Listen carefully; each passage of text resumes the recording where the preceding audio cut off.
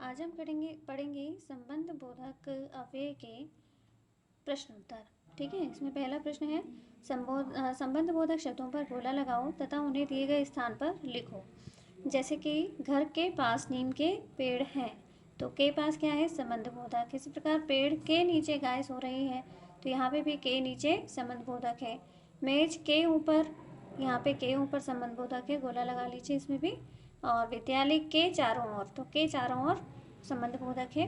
नदी के निकट संबंध बोधक है। ठीक है, दूसरा प्रश्न है उचित संबंध बोधक शब्द भरकर वाक्य पूरा करना है। तो कुएं के अंदर, के ऑलरेडी लिखा हुआ है उसमें पहले से ही। ठीक है, के क्या है, कारक। तो ये हमने पहले पढ़ा था ना कि संबंध बोधक में जो शब्द है वो कारक सहित आते हैं। तो के अंदर पानी नहीं है। पहाड़ के ऊपर गीदड़ रहते हैं। अजय से पहले मोहन पहुंच गया था। पूर्व दिशा की ओर सूरज चमक रहा है। खाना खाने से पहले हाथ धोने चाहिए। तीसरा प्रश्न है आपका, निम्नलिखित वाक्यों में संबंध बोधक संबंधी अशुद्धियां ठीक करके दोबारा लिखना है। यहाँ पे गलत संबंध बोधक लिखा हुआ है, उसे हमें सही करना है। जैसे बच्चे छत में ऊपर खेल रहे हैं, छत में नहीं होता, छत के ऊपर। ठीक है, इसी प्रकार मेज से नीचे बिल्ली बैठी है, के नीचे बिल्ली बैठी है। घर पास बाजार है, घर के पास बाजार है। तालाब में अंदर मछलियां हैं, तालाब के अंदर मछलियां हैं। ठीक है, गांव में पास नदी बहती है, तो गांव के पास नदी बहती है।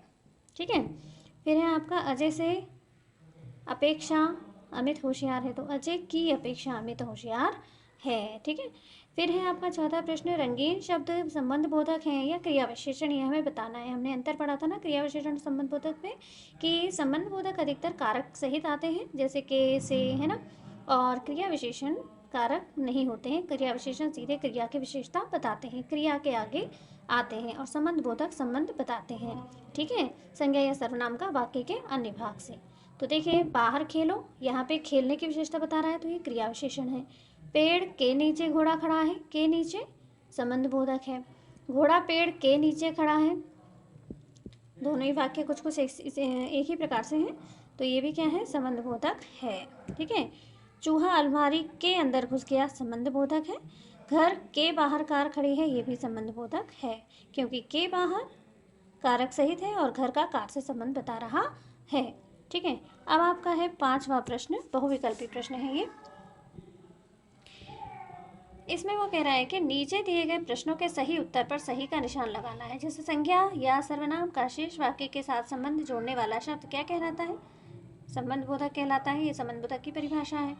संबंध बोधक का उदाहरण देना है हमें, तो यहाँ पे क्या है, के सामने, इसका सही उदाहरण है सभी यात्री महात्मा के पीछे चल दिए। इस वाक्य में संबंध बोधक क्या है, के पीछे। ठीक है, बीमार होने से पहले होने के कारण अक्षय दुबला हो गया।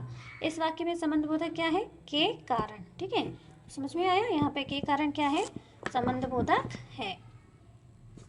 इसके बाद देखिए अगला प्रश्न है, नेता के खिलाफ कौन बोल सकता है। इस वाक्य में संबंध बोधक क्या है, के खिलाफ। अक्षय विजय के साथ बाजार गया। ठीक है, के साथ, यहाँ पे क्या है, संबंध बोधक है। अब है कक्षा में स्मृति के पास अंकिता बैठती है। अब इसमें हमें इसमें से छांट कर लिखना है कि क्या आएगा, सही संबंध बोधक छांट के लिखना है, तो क्या होगा, के पास। तो इसी प्रकार से सचिन के जैसा कोई नहीं है, के जैसा। पिताजी के साथ हम अक्षरधाम जाएंगे। इसी प्रकार अंजलि के जैसा कोई नहीं खेलता, तो ये क्या है, इसमें क्या आएगा, के जैसा। अब देखो के लिए तो नहीं आएगा, अंजलि के लिए कोई नहीं खेलता, अंजलि के बाहर कोई नहीं खेलता, अंजलि के जैसा कोई नहीं खेलता। ठीक है, तो ये सही इसका उत्तर है। तो ये थे आपके संबंध बोधक पाठ के संबंध बोधक अव्यय के प्रश्न उत्तर। ठीक है, तो इसको आप देख करके क्या है, लिख लेंगे अपनी उत्तर पुस्तिका में।